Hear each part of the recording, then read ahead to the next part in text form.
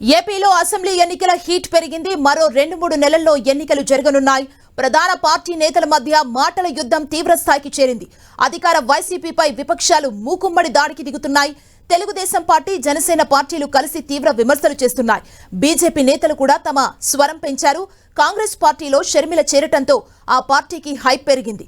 తన సోదరుడు సీఎం జగన్ లక్ష్యంగా షర్మిల తీవ్ర స్థాయిలో విమర్శలు చేస్తున్నారు. అయితే షర్మిలకు కమ్యూనిస్టులు అండగా నిలుస్తున్నారు. వైఎస్ షర్మిల నిన్న చేపట్టిన ఆందోళనలో సిపిఐ రామకృష్ణ పాల్గొన్నారు. వైఎస్ షర్మిల వెంట ఉంటామని కమ్యూనిస్టు నేతలు స్పష్టం చేశారు.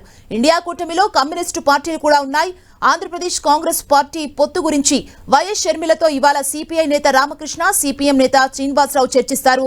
రాష్ట్రంలోని వైసీపీని ఎదుర్కొనేందుకు అనుసరించాల్సిన వ్యూహాల గురించి చర్చించనున్నారు. మేనిఫెస్టోలో ఏ అంశాలు పొందుపరచాలి, జనాలను ఎలా ఆకట్టుకోవాలి అనే అంశంపై వారి మధ్య చర్చ జరగనుంది.